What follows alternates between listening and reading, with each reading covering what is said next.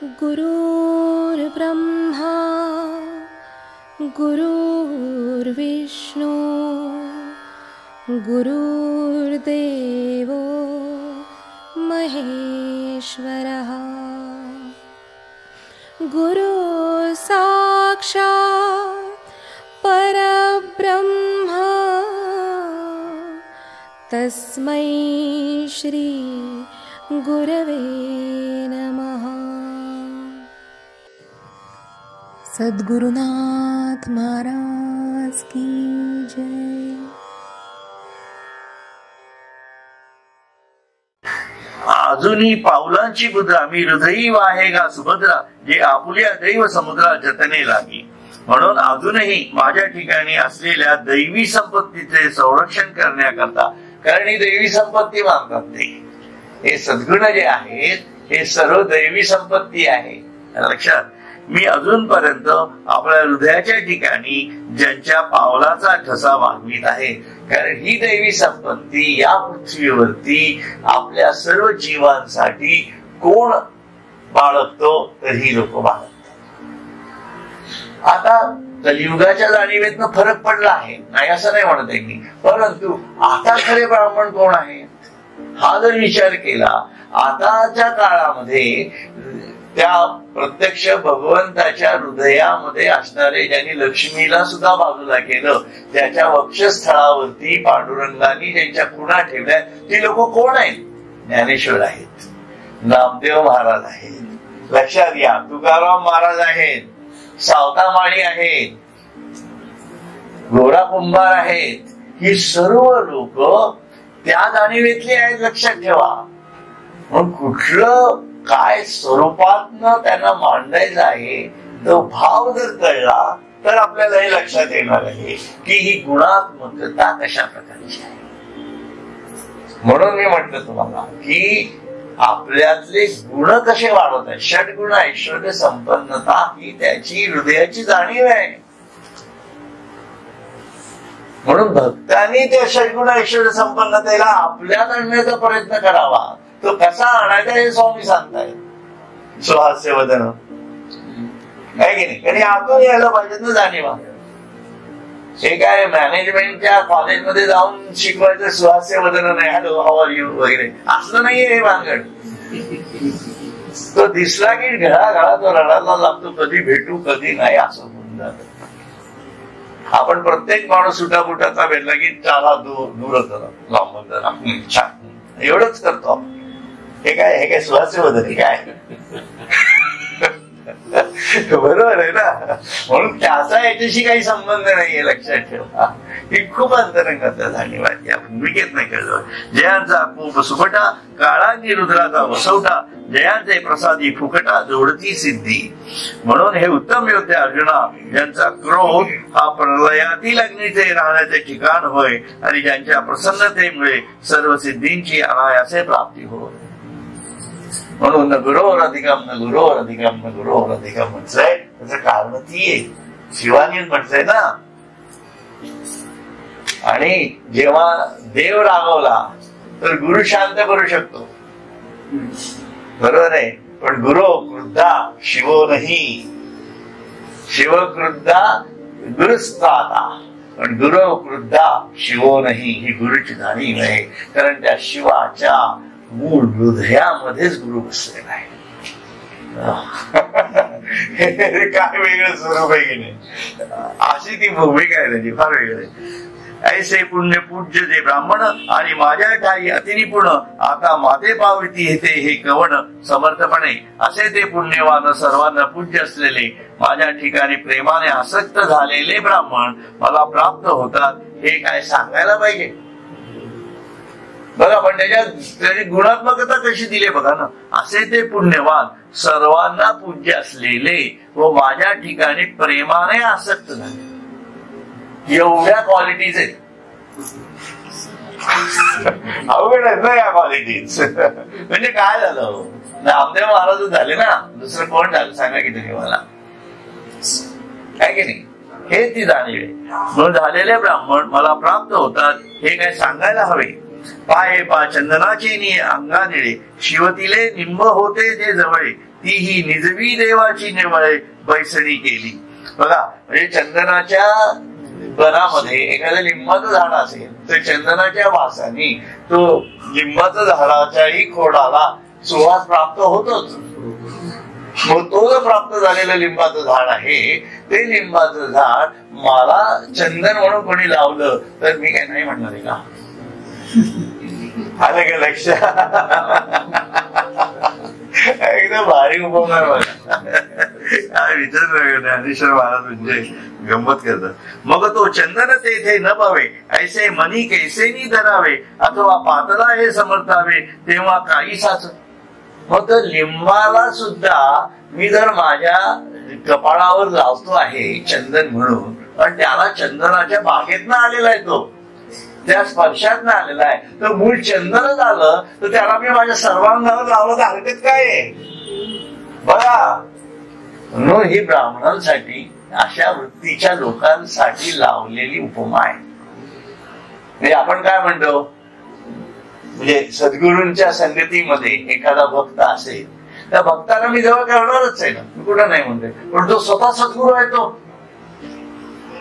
तर माझ्या सर्वांगातच भरलेला आहे रे, असं त्यांना म्हणायचंय. ही उपमा अशी आहे. आलं लक्षात? त्यामुळे या सत्संगाचा फायदा तर आहेच आहे, परंतु या सत्संगाच्या जाणीवेमध्ये ज्या प्रकारे ती मांडणी केली जाते, तो गुरु कशा प्रकारचा असू शकतो, त्याला मी कसा जवळ करीन हे समजून घे, असं त्यांना म्हणायचं. एनिवे, खूप छान आहे. ते तर निववील ऐसिया आशा, हरे चंद्रमा आधा ऐसा, वाहिदत असे शिरसा निरंतर. ते तर निववील ऐसिया आशा, आता शंकराचं झालंय, बरोबर आहे. आपल्या याच्यातला दाह निवारण करण्यासाठी त्यांनी चंद्र डोक्यावर घेतला, बरोबर आहे. पण तो चंद्र सुद्धा, त्याला सुद्धा कळा आहे, परंतु चंदन, विचार करा, चंदन हे सर्वांगाने सुगंधी आहे ना, मग तो जो सद्गुरू आहे, अशी जी माणसं आहेत, असे जे संत सत्पुरुष आहेत, ते सर्वांगानेच माझ्यापर्यंत आलेले आहेत. मग मी त्यांना कसं जवळ करणार, मी सांगतो. Give the answer for that. इतके क्लिअर त्यांनी दिलेलं आहे याच्यामध्ये. खूप सुंदर आहे हे. म्हणून देव काय म्हणतात, त्यांचा हे वाचू आपण तसंच आहे. हालाहाल विषप्राशनाने झालेला अंगाचा दाह नाहीसा होईल या आशेने भगवान शंकर अर्धा चंद्र मस्तकावर सदा सर्वदा धारण करीत आहेत. त्यात चंदन हा दाह शांत करणारा असून पूर्ण आहे, त्याचा अर्ध्यापैकी लक्षात घ्या. म्हणून त्यांना म्हणायचंय, तर चंद्रापेक्षा सुवास हा एक त्याच्या ठिकाणी अधिक गुण आहे. हा अधिक एक गुण आहे, म्हणजे दोन अधिक गुण झाले ना, तो अर्धही नाहीये आणि तो सुगंधी पण आहे, दोन्ही गोष्टी आहेत. असे ते चंदन शंकराच्या सर्वांगावर सहज का बसू शकणार नाही. म्हणून ते चंदन, चंदनासारखी ही माणसं आहेत. थोडी सांगायचा हेतू त्यांचा तो आहे, की असे जी लोक आहेत, तुम्ही त्यांना नाव ब्राह्मण द्या, काही हरकत काहीच नाहीये, पण लोकांच्या क्वालिटी द्या पाहिजे, हा म्हणण्याचा भाग आहे त्याच्यात. का रथ्योदके जियेची एक आसे, लागल्या समुद्र आली अनायासे, ती गंगेसी काय अनारिसे गत्यंतर असे. का रथ्योदके जियेची एक आसे, म्हणजे गंगा नदी जेव्हा भरून वाहत असते धरून त्याला, तेव्हा रस्त्यावरनं सुद्धा तिथं पाणी वाहत असतं, बरोबर आहे की नाही. पण ते सर्व पाणी समुद्राला जाऊन मिळतं ना शेवटी. त्याप्रमाणे रस्त्यावरून, म्हणजे बघा आता ते काय म्हणतात तेव्हा, किंवा ज्या गंगेच्या आश्रयाने रस्त्यावरील पाण्याचे ओघ देखील समुद्र होऊन जातात ना गंगेत मिळाल्यानंतर, त्या गंगेला समुद्राला मिळण्या वाचून दुसरी कोणती गती आहे. म्हणून ती गंगा समुद्राला येऊन मिळणार आहे. त्याप्रमाणे ही लोक माझ्या हृदयातच येऊन पोचणार आहेत. त्यात वेगळं असं काय सांगायला पाहिजे का. म्हणून या गुणांनी तुम्ही तयार व्हा. त्यांना म्हणायचंय तर ते म्हणायचंय की हे गुण समजून घ्या. साधना करताना या गुणांची साधना होतीये की नाही. साधना म्हणजे पुस्तक फक्त ठेवायचे, पूजा करायची, ते गुण माझ्यात येत आहेत की नाही. किती साधन आहे, साधनेचा भाग तो आहे त्या भूमिकेतनं. म्हणून राजर्षी का ब्राह्मण जया गती मती मीची शरण तया त्रिशुद्धी मीची निर्वाण स्थिती ही मीची. म्हणून ते म्हणतात म्हणून शेकडो ठिकाणी नाही पुढे 419 होते का. म्हणून राजर्षी असो की ब्राह्मण असो जे गती म्हणजे मलाच एक प्राप्त होण्याची इच्छा धरून व अंतःकरण एक माझ्या ठिकाणीच आसक्त होऊन मला शरण आले ते माझ्या ठिकाणीच राहतात व शेवटी मलाच मिळतात हे त्रिवार सत्य आहे. आता हा विषय तुमच्या लक्षात आला पूर्ण, त्यांना काय म्हणायचंय ते हा लक्षात या लागी शतजर्जर नावे रिगोनी केवी निश्चिंत होवावे कैसेनी उघडिया असावे शस्त्रवर्षी. म्हणून शेकडो ठिकाणी खिडकिड्या झालेल्या नावेत बसून बघा आता काय म्हणते ते या लागी शतजर्जर नावे शतजर्जर ठिकाणी झालेल्या नावे रिगोनी केवी निश्चिंत होवावे. स्वस्थ कसे राहता येईल का. ठीक आहे, आपण समुद्रातला प्रवास करतो आहोत आणि त्या नावेला बऱ्याच ठिकाणी खिडखिडी झालेली हल्लं तरी थोडं पाणी इकडनं नाही का तिकडे भोग पडलंय कधी सडल्यासारखं झालं असेल लागलं तर आपण त्यात स्वस्तपणे प्रवास करू शकू का, नाही करू शकणार.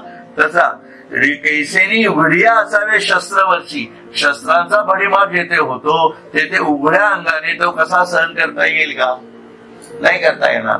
अंगावरी पडता पाषाण न सुवावे केवी ओढण रोगे दाटला आणि उदासपण ओखे देसी.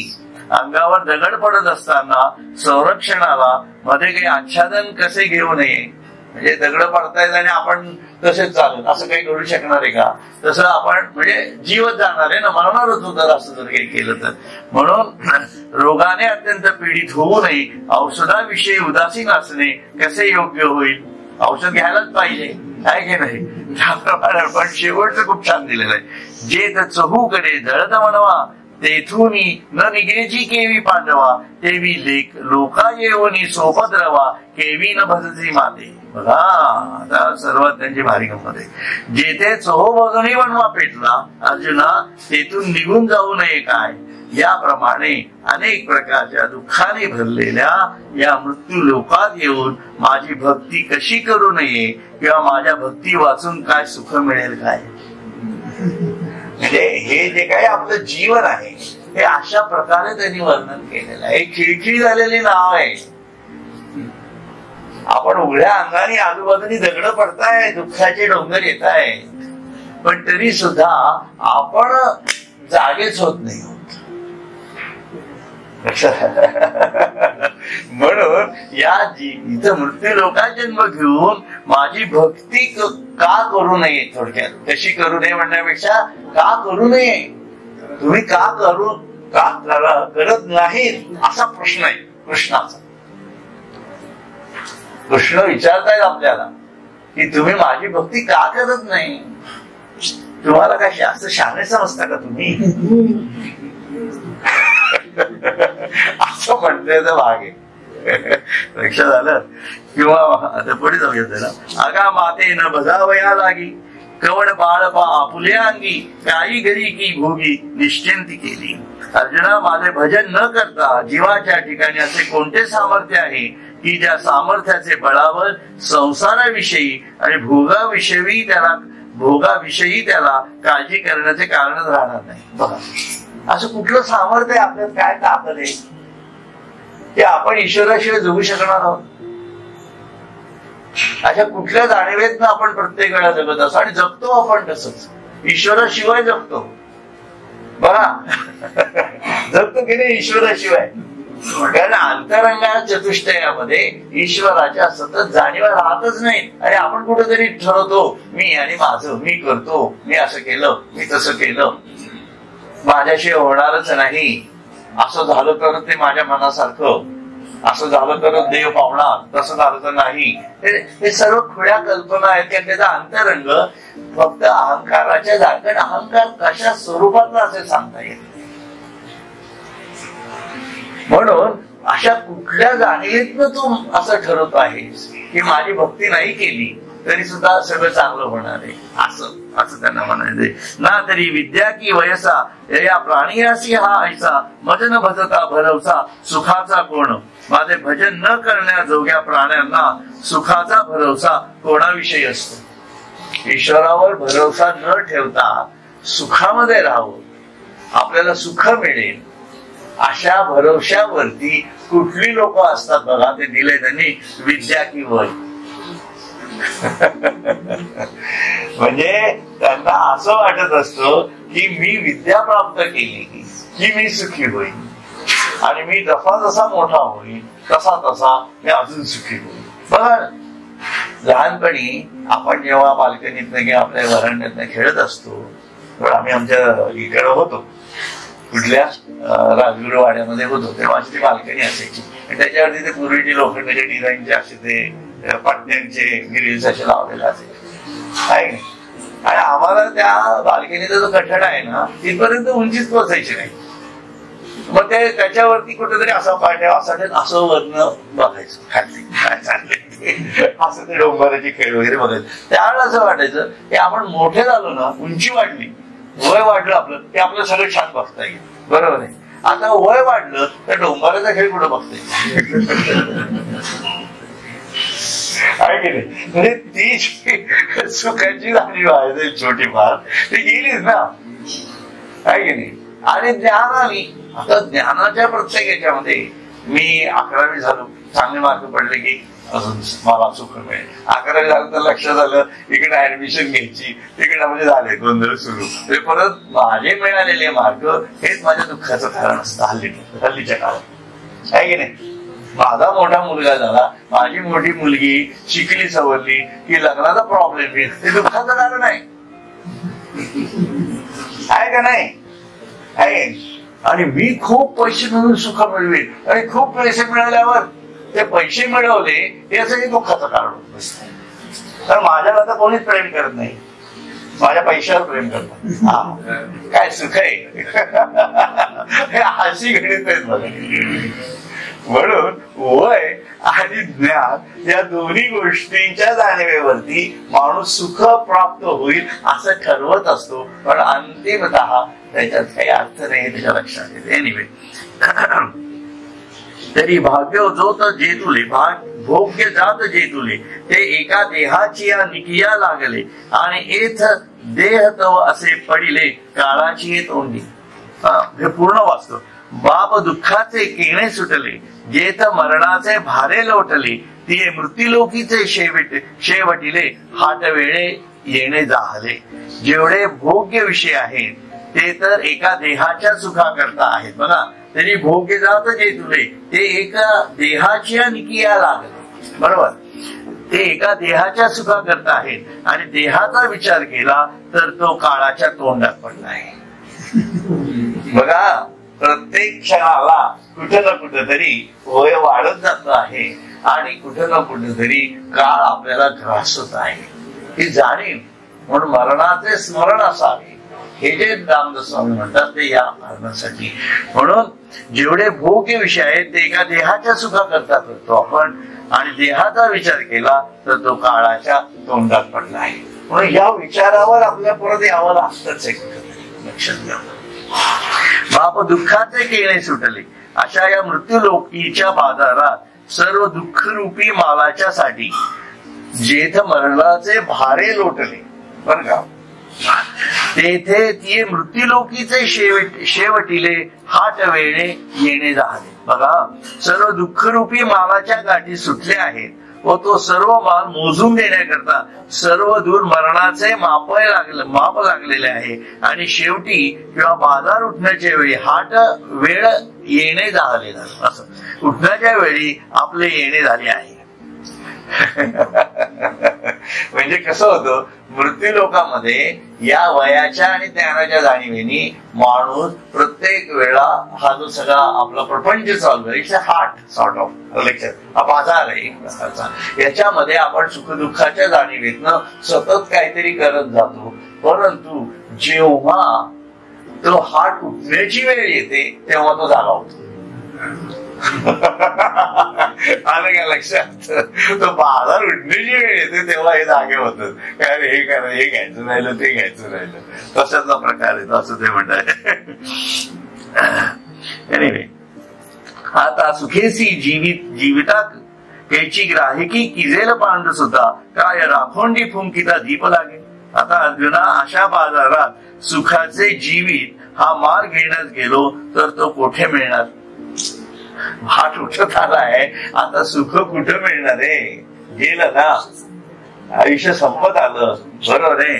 आणि काय म्हणताय, काय राखोंडी फुंकिता दीप लागे, म्हणून राखोंडी फुंकून काय दिवा लागणार आहे?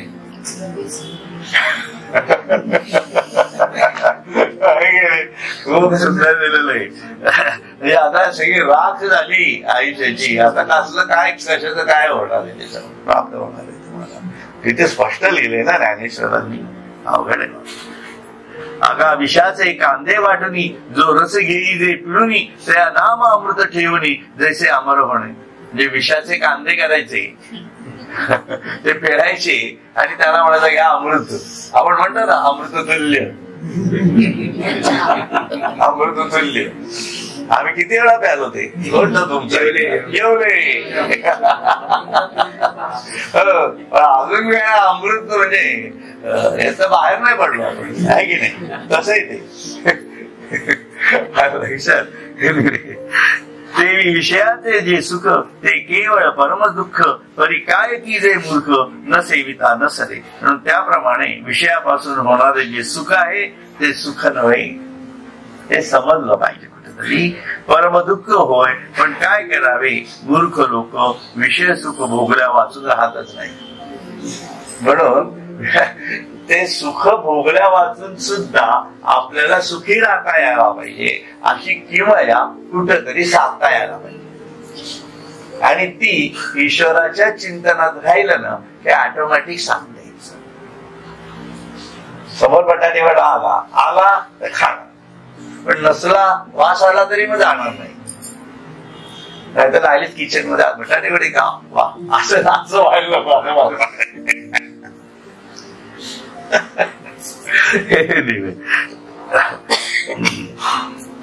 काशीच खांडून आपले पायीच्या खती बांधिले, तेचे मृत्युलोकीचे भले आहे आगवे. किंवा आपले मस्तक तोडून ते जसे पायाला झालेल्या क्षतावर बांधावे, त्याप्रमाणे या मृत्युलोकातील सर्व विषय सुख आहे. काय उपमा आहे बघा, ते उपमेचं वर्णन सुद्धा करणं अवघड आहे, असली उपमा आहे बघा. किंवा आपले मस्तक तोडून ते जसे पायाला झालेल्या क्षतावर बांधायचं. काय मस्तक तोडलं, पायाला भेगा पडले, क्षत म्हणजे भेगा, बरोबर आहे की नाही? त्याच्यावरती रक्त पडणार ना, ते काय म्हणजे एक तर गेलेला आहे, सगळा मेलाय म्हणून, त्यातही तो चालतो आहे. म्हणजे एवढं सगळं दुःख होत आहे आयुष्यामध्ये, एवढं सर्व प्रकारचं अगदी मरण सन्न अशा स्थितीत झालेला आहे, तरी चालतोच आहे त्या सुखाच्या पाठीमागे, असं त्यांना म्हणायचं. इतकं विचित्र आहे. त्यांनी पुढे एक उपमा दिली, आली तर मी सांगतो, परंतु ते कसं त्यांनी थोडक्यात त्याच्यात सांगितलेलं आहे की याच उदाहरणावरून पुढे आहे. तर पुढे असं तर सांगतो, बघू हे वाचूयात. म्हणून मृत्युलोकी सुखाची कहाणी, एकी जेल कवणाची श्रवणी. थोडं आहे ना, एक 10-15 मिनिटं तुम्हाला, म्हणजे हे इथपर्यंत तर संपू आपण, आणि शेवटचं जे आहे ते मग 19 तारखेला आपण घेऊयात पुढचं, म्हणजे मग समाप्ती 19 तारखेला. परंतु हे जरा चांगलं आहे खूपच, म्हणजे या जाणीवेत जरी आपण पुढचे 15 दिवस राहिलो ना, तरी ईश्वर प्राप्ती होणार नक्की. म्हणून मृत्यूलोकात सुखाची वाढ, म्हणून मृत्यूलोकी सुखाची कहाणी. थोडं असं करायचं, नाही तर पडदा आहे ना, ती साडी नाही, खाल्लं बोल किंवा बाबू दांडू.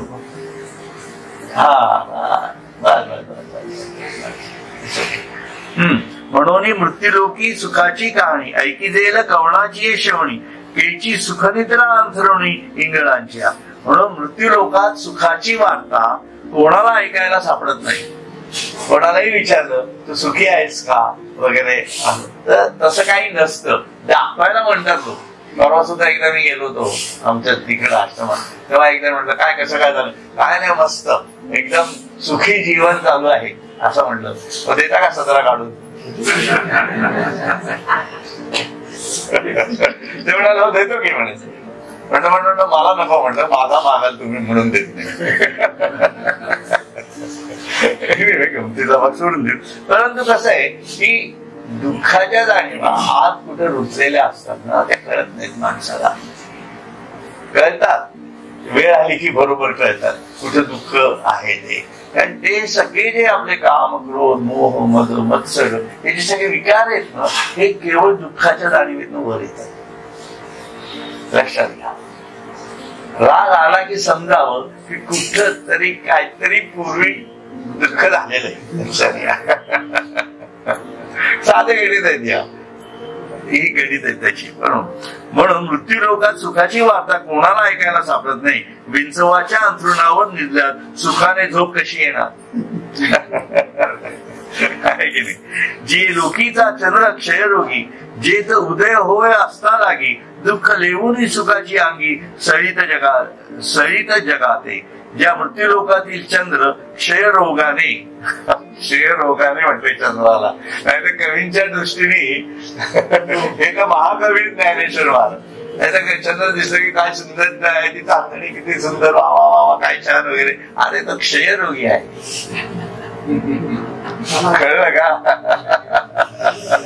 क्षयरोगी आहे हे ज्ञानेश्वर महाराज. म्हणून त्याच्या दुःखाच्या जाणीवा वेगळ्या आहेत. तुम्ही गुरुपुत्र जर वाचला असेल तर त्या पृथ्वीच्या कॉन्शियसनेसचा जो शेवटच्या याच्यामध्ये मी जो भाग वर्णन केलेला आहे तो या जाणीवेतला आहे. तो चंद्र आपल्या पृथ्वीचं दुःख बघतो आहे, कारण त्या चंद्राचा जन्म झाल्यापासून तो आपल्या आईपासून वेगळा आहे, अजूनच वेगळे. परत त्याला त्या पृथ्वीच्या दुःखाच्या जाणीवेतनं जेव्हा तो फिरतो तेव्हा त्या चंद्राच्या जाणीवेमुळे पृथ्वीवरती दिवस आणि रात्र घडतात. ती आई रडतीये त्या चंद्रासाठी. आणि क्षय कोणामुळे होतोय चंद्राचा? पृथ्वीमुळे होतोय. ते अजूनच वेगळ्या जाणीवा शेत. म्हणून म्हटलं ना, जेवढं तुम्ही ज्ञान पातळ करत जाल ना तेवढं ते पातळ होत जाते.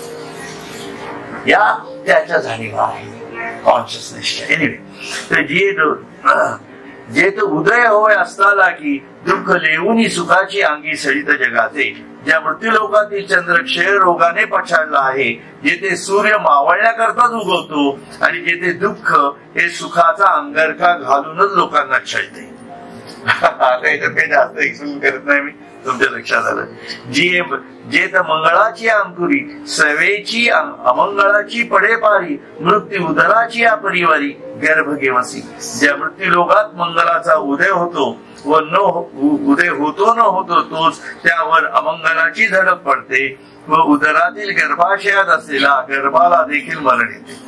म्हणजे मंगळ ग्रह लागणं म्हणतो ना आपण, त्याची जाणीव आहे. असा हा मृत्यू लोक आहे. आता अजून खूप भारी वर्णन आहे, ते घेऊयात आपण. जे नाही ते चिंतवी तव तेची नेईजे गंधर्वी, गेलियाची कवणे गावी शुद्धी न लगे. मृत्यू लोकात जे होणे शक्य नाही ते जीवाला असावेसे वाटते. बघा, जे कधी होणार नाही ते असावं असं वाटतं आपल्याला, आहे की नाही? पण असे मनोरथ करीत असतात ते सर्व अदृश्य होते व कोठे गेले याचा पत्ताही लागत नाही. अशा या मृत्यू लोकाची जाणीव आहे. आगा दिवसिता आगविया वाटी, परतले पाऊलची नाही किरीटी, सैंद निमालियाची या गोष्टी ते पुराणे जे तिथे. आता इतकं त्यांनी सडेतोड दिले बघा. आता तुम्ही ऐका फक्त. आता म्हणजे मी वाचतो. अर्जुना, सर्व मार्गाने शोध केला तरी परत आलेल्या माणसाची पावले दिसत नाहीत व ज्या मृत्यू लोकातील पुराणे म्हणजे मेलेल्या माणसांच्या कथा होत. बघा, पुराणे म्हणजे मेलेल्या माणसांच्या कथा होत असं म्हटलंय त्यांनी. जेथीची आहे अनित्यतेची थोडी, करतिया ब्रह्मयाचे आयुष्य वेळी कैसे नाही होणे अवधारी निपटून या. हा संसार इतका अनित्य आहे की सृष्टी उत्पन्न करणाऱ्या ब्रह्मदेवाच्या आयुष्यापर्यंत ती अनित्यता गेलेली आहे. ब्रह्मदेव सुद्धा नष्ट होतो, एवढी ती सृष्टी अनित्य आहे. आपण पाहिलं ना प्रलयाच्या जाणीवांमधनं आपण एक्सपेक्ट करतोय बरेचदा, तर तो सुद्धा इथं अनित्य आहे. म्हणजे तोही अनित्यच आहे. येथील पदार्थ इतका अनित्य आहे की तो नाहीसा होतो, निशेष नाहीसा होतो, म्हणजे सर्व काल्पनिक आहे असा त्याचा अर्थ होतो. आणि हे आपण पाहतोय की कुठलीच गोष्ट टिकाऊ नाहीये. जीवन तर नाहीच नाही, येणारा क्षण पण नाहीच नाही, खाद्य खाल्लेले पदार्थही टिकाऊ नाहीये, आणि माणूसही टिकाऊ नाहीये, जनावरही टिकाऊ नाहीये. हे बदल आपण लहानपणापासून पाहत आलेलो आहोत, आहे की नाही. या भूमिकेत म्हणतात ऐशी लोकींची जे नांदणूक जे ते तर जन्मले आधी जे लोक तयांची निश्चिंतीचे कौतुक दिसत असे, अशी या मृत्यूलोकातील जीवांची स्थिती आहे. पण त्या मृत्यूलोकात जन्मून जे नित्य अशा परमेश्वर प्राप्तीविषयी निश्चिंत राहतात, त्या परमेश्वर प्राप्तीसाठी मात्र निश्चिंत असतं. बघू जमेल तसं करू, आहे की नाही, अगोदर हे करू मग नंतर ते करू, काय फरक पडतो, अशी निश्चिंतता आपल्या जीवनामधून आपण जगत आलेलो आहोत. बघा ना, आपण कुठे एवढे पिडलेलो होतो देवप्राप्तीसाठी, आहे की नाही. एखादी गोष्ट घडावी म्हणून आपण खूप तडफड करतो आयुष्यात, पण ईश्वर प्राप्ती घडावी म्हणून काय तडफड आहे का? समाधान कुठेतरी आपण शोधतो, तिथं मिळालं की झालं, संपला विषय, सोडून दिला ते. बरोबर, असं घडतं की नाही? असंच असतं ते, बरोबर, असंच असतं. म्हणजे इव्हन हे सुद्धा सांगतो मी, आता आमच्या पावसला जातो, बरोबर आहे की नाही. पावसला गेलो, पावसला गेल्यानंतर सद्गुरू भेटले, म्हणजे त्यांची समाज सद्गुरू भेटतच नाहीत बेसिकली, तिथं भेटतच नाही, म्हणजे आपली लायकीच नाही एवढी, तिथे भेटतील तिथे, बरोबर आहे. म्हणजे भेटत नाही, पण समाधान मानतो ना आपण, हा मिळाले. आणि तिथं आल्यावर काय बॅटरी चार्ज झाली. अरे कसली बॅटरी चार्ज झाली? कुठल्या का सकाळी रात्रंदिवस देवाच्या याच्यासाठी काही झगडतोयस का? काय वाटतंय का आपल्याला ईश्वर प्राप्ती शिवाय नाही? आता मी आज जेवणार, पुढचे 15 दिवस मी जेवणारच नाही देव भेटल्याशिवाय. आहे का तुकारामासारखी ताकद? आहे का नामदेवासारखं जगणं? कसं भेटायचं? हो, आवड आहे. म्हणून आपलं अध्यात्म खूपच संकुचित विचाराचं आहे, ते ज्ञानाने पातळ करता यायला पाहिजे, म्हणजे ते अजून वरती चालतंय असं त्यांना म्हणायचं. म्हणून हे समजून घेतलं पाहिजे की परमेश्वर प्राप्तीविषयी निश्चिंत राहतात. त्यांच्या निश्चिंतपणाचं आश्चर्य वाटतंय ज्ञानेश्वर महाराजांना. श्रीकृष्णाला हे निश्चित कसे काय की एवढं सगळं बदलतंय, एवढे सगळे मरतायत, एवढे सगळे पाहण्यात ते काही पडतात. हा व्हिडिओ काढण्याचं कौतुक, आणि काही मेल्याचं दुःख नाही. तूही असंच पडतोयस ना, आहे की नाही. संसाराच्या याच्यामधनं चालता चालता आपल्या कधी पाय घसरणार आहे म्हणून सांगता येणार आहे काय?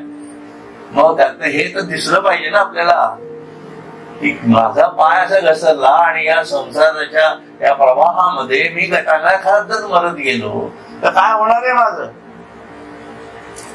ही जाणीव त्यातनं तयार व्हायला पाहिजे. मग तरी सुद्धा ईश्वराचं नाव घ्यायचं नाही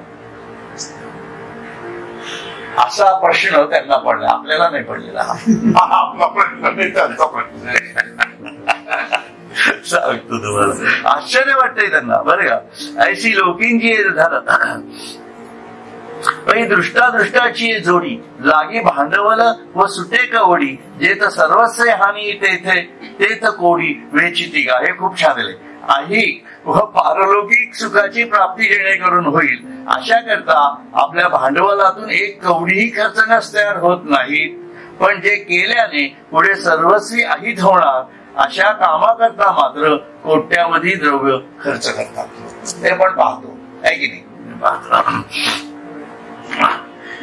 जो बहुवे विषय विलासे गुंफे तो म्हणती उवाई पडिला सापे जो अभिलाष भारे झडपे तया ते संज्ञान म्हणते. बघा आता कशी उलटी गुण आहे. जो अत्यंत भोगासक्त असतो त्याला साध्या सुखात आहे असे म्हणतात. जो भोगासक्त आहे सर्व प्रकारचे भोग घेतो आहे, असे स्वर्ग सुख मिळणारी जी लोक आहेत, ज्यांना भेटतंय तिथं सगळं आहेत ना, लोक अशी खूप आहेत, असं नाही म्हणतात. तर त्याला सध्या सुखात आहेत असे म्हणतात. मी म्हटलं ना आपण की कसं काय चाललंय, काय एकदम साधा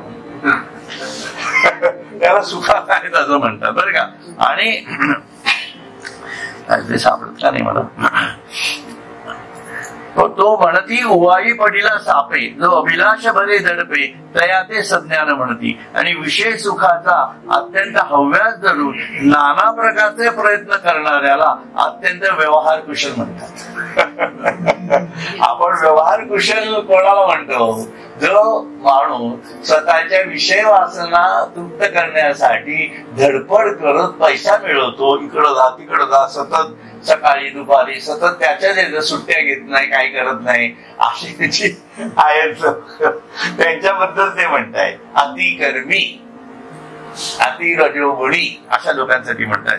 त्यांना आपण काय म्हणतो, व्यवहार कुशल माणूस, काय पैशाला मला बापरे, सगळा व्यवहार त्याच्याकडनं शिकावा.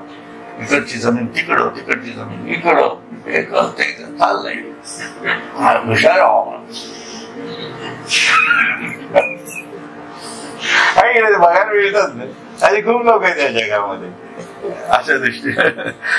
त्या ते सज्ञान म्हणतात, त्याला हुशार म्हणतात. जयाचे आयुष्य धाकुटे होय, बळ प्रज्ञा चिरोनी जाय, तया ते नमस्कार ती पाय वडील म्हणून.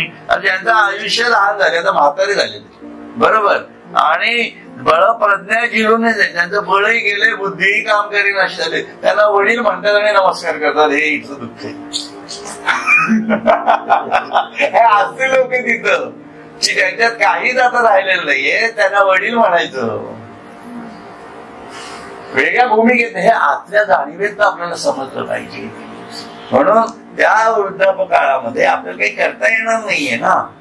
पण जे वृद्ध आहेत त्यांच्याबद्दल आपलं जीवन आपल्याला बघता यायला पाहिजे की उद्या मी त्या वयाचा झालो आणि मला माझ्या याच्यात असे त्रास सुरू झाले तर काय होणार आहे. मग आत्ताचा वेळ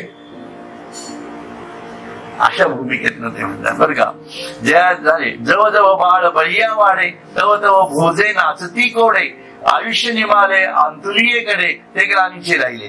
जसं जसं बाळ वाढत जातं तव तव भोजे नाचती कोडे, म्हणजे सर्वजण happy birthday happy birthday happy birthday चालतं बघा सगळीकडे. अगदी 50 झाली तरी हॅपी बर्थडे चालू, चला वडील आमचे मोठे झाले चला. आणि पण तो मरतो आहे इकडे लक्ष नाही. ज्ञानेश्वर म्हणते माझं काय म्हणणार आहे बघा तू. आता जन्मलिया दिवस दिवसे हो लागे काळाची आईसे, की वाढती करीती उल्हासे भविती गुडिया, हे वाढती करीती उल्हासे भविती गुडिया. आता मरा हा बोल न साहती आणि मेलिया तरी रडती, तरी असं ते जात न गणिती गहिंसपणे. म्हणजे आपण मरणाचा शब्द काढला आणि आता काय 75 झाली 75 मरायला आला असं म्हटलं तर त्याचा राग येतो, पण मेल्यानंतर रडतात. काय की नाही. दुर्धर सापे, हा इथं ते दिले बघा. दुर्धर सापे गिरीज तू आहे उभा, की तो मासिया वेटोळी जीवा, तैसे प्राणी कवणे लोहा वाढवी ती तृष्णा. तो दुर्धर जो आहे म्हणजे तो काय म्हणतात बेडूक, तो सापाने गिळलंय त्याला, परंतु तेवढं जर माशी समोर आली तरी त्या माशीला जिभेने ओढायचा प्रयत्न करतो. चित्र सुद्धा आठवत असेल तशातला प्रकार आहे हा. अरे तू मारायला टेकलेला आहे तरी खातोच. ही जी जाणीव आहे, ही जाणीव याला मरणाचे स्मरण असावे असं म्हणतात थोडक्यात. बरोबर आहे ना. हे मरणाचं स्मरण आहे. हे झालं ना, यायला लागलं ना की वैराग्याची जाणीव आपोआप तयार व्हायला, आपोआप नको वाटत, आपोआप माणूस कमी खातो, आपोआप नको हे नको ते नको असं व्हायला. पण मरणाच्या जाणीवेत गेल्याशिवाय हे होत नाही. म्हणून रोज मरून बघा, काही हरकत नाहीये, साधनेचा भाग आहे तो. रोज मरून बघा, हरकत नाही. कारण शेवटी आपल्याला त्या ईश्वरापर्यंत प्राप्त व्हायचे हो, आणि मरणाच्या जाणीवेत जाणार होत ना शेवटी. त्या आपला देह पडल्यानंतरच आत्मा विश्वात्म्यात किंवा परब्रह्मापर्यंत जाऊन पोचणार आहे. मग देह सोडल्याशिवाय होणार आहे का? म्हणून ती उपमा दिलेली आहे की तो मासिया वेटोळी जिबा त्याचे प्राणी कवणे लोभा वाढविती तृष्णा आहा कटकटा हे वो खटे. आता खूप भारी लिहिलं त्यांनी. आहा कटकटा हे वो खटे ये मृत्यू लोकीचे उफराटे एक अर्जुना जरी अवचटे जन्मलासी तू. म्हणून अरे रे मृत्यू लोकातील मनुष्य प्राण्याची ही उलटी रीत आहे. बघा हे सगळे जे सांगितले प्रकार ही सर्व उलटी रीत झाली ना मनुष्य प्राण्याची. उलटी रीत अत्यंत घातक आहे अर्जुना. येथे दैव वशात जरी तू जन्मला असलास. आता हे सगळं आपल्यासाठी पुढचं म्हणजे इथं ही जाणीव एकदा तयार झाली आपल्यामध्ये की हे सर्व नाशिवंत आहे आणि याच्यामध्ये माझं काही खरं नाही. आणि ईश्वरापर्यंत जर मला माझ्या आत्म्याच्या जाणीवा जीवात्म्याला त्या विश्वात्म्या परमात्म्याच्या जाणीवेत परावर्तित करायचं असेल तर या अशा गोष्टींमधनं मला बाहेर पडायला पाहिजे. म्हणून ते म्हणतायत. आणि इथं काय झालंय आपणच चूज केलेले आहे हा जन्म. बरोबर आहे ना? आपणच मनुष्य जन्म चूज केलेला आहे. किमान मनुष्य जन्म मिळालेला आहे. हे भाग्य का समजायचं? कारण ते पुढे म्हणतात येथे दैववशात जरी तू जन्माला असलास तरी झडझडोनी वाहिला निग ये भक्तीची वाटे लाग जे अपावसी अवंग निजधाम माझे. हा सर्वात अत्यंत सुंदर अशी ओवी आहे ज्ञानेश्वर महाराजांची. लक्षात घ्या. तरी या संसार चक्रातून अंग झाडून बाहेर निघ. झडझडोनी म्हटलंय अंग झाडून. जसं ते पाण्यात पक्षी असतो तो पंख उडवतो की नाही झडझडून उठतो कारण ते पाणी सगळं सारायचं असतं त्याला. म्हणून तरी या संसार चक्रातून अंग झाडून बाहेर निघ व माझ्या भक्ती मार्गाला लाग. या भक्ती मार्गाने माझ्या दुःखात दोषरहित अशा शुद्ध स्वरूपाला प्राप्त होशील. म्हणून माझ्या निजिया पावसी अव्यंग निजधाम माझे. म्हणून माझं जे निजधाम आहे त्या निजधामाला तू पाहू शकशील. म्हणून झडझडोनी वाहिला निघ. म्हणून या जाणीवेतनं आपण पुढचे जे आता शेवटचा जो श्लोक आहे तो 19 तारखेला घेणार आहोत. तोपर्यंत त्याचा अभ्यास जरूर करा. ते पाहण्यासारखे आपलं जीवन अशा रीतीने आपल्याला बघता यायला पाहिजे की खरंच काय या जीवनात आहे. आणि ये भक्तीची वाटे लागलं. म्हणून ही जी ज्ञानयुक्त भक्तीची जाणीव आहे ज्याच्यामध्ये माझ्या अंतरंग चतुष्टयात मला ईश्वरापर्यंत पोहोचता यायला पाहिजे. त्या परिसराला म्हणजे जरी मी कसाही असे ना का परंतु एकदा का माझा अंतःकरण त्याच्यापर्यंत जाऊन पोहोचलं कुठल्या का मार्गाने. पण माझा मार्ग मला माहितीये. मी काय त्याचा द्वेष करायचा विषयच येत नाहीये कुठं. पण या जाणीवेतून मी जेव्हा त्याच्याकडे जातो तेव्हा त्याचा एक स्पर्श सुद्धा माझ्या जीवनाला क्रांत करून त्याच्या निजधामापर्यंत मला पोचता येईल ही ती जाणीव आहे. म्हणून शेवटचा श्लोक आहे मन्मना भो मद्भक्तो मद्याजी माम नमस्करू मामे वैश्यसी युक्तैव मात्मानं मत्परायणः. ओम तत्सत् इति श्रीमद्भगवद्गीतासु उपनिषत्सु ब्रह्मविद्यायां योगशास्त्रे श्रीकृष्णार्जुन संवादे राजविद्या राजगुह्य योगो नाम नवमोऽध्यायः. हा 9वा अध्याय इथं संपतो आहे. बरोबर. आणि याचं विश्लेषण आहे ते आपण आल्यानंतर करणार आहोत. म्हणजे ही लिंक राहील आणि पुढच्या अध्यायाला पण आपल्याला जाता येईल. म्हणून ते म्हणतात अर्जुना आपले मन मद्रूप कर. याचा अर्थ खूप छान आहे. आपले मन मद्रूप कर म्हणजे विषयाचे ध्यान मनात न ठेवता माझेच ध्यान असू दे. म्हणून ही खूण दिलेली आहे. शेवटी नुसतं सोडून दिलेलं नाही. अर्थ झडझडून वाहिला लाग तर हो बाजूला नाही तर काय कर ते सांगितलंय शेवटी.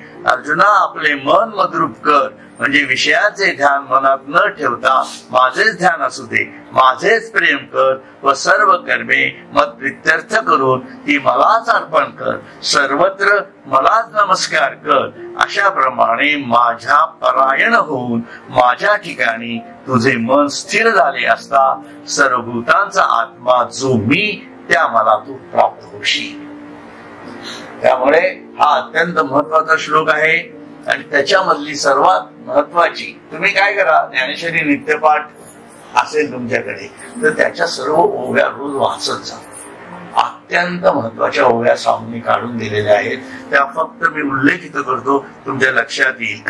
तू मन हे मीच करी, माझे माझ्या भजनी प्रेम धरी, सर्वत्र नमस्कारी मज एका ते, ही बॉटम लाईन आहे त्याच्यातली सांगितलेली. आणि पुढची, माझे निअनुसंधाने देख, संकल्प जाळणे निश्चेख, मध्याची चोख याची नाव, ऐसा मिया आथिला होसी, हे जेव्हा तू माझ्यासारखं करशी, ऐसा मिया आथिला होसी, तेथ माझ्याचे स्वरूपा पावसी, हे अंतःकरणी ते तुझ पासी होईच कसे.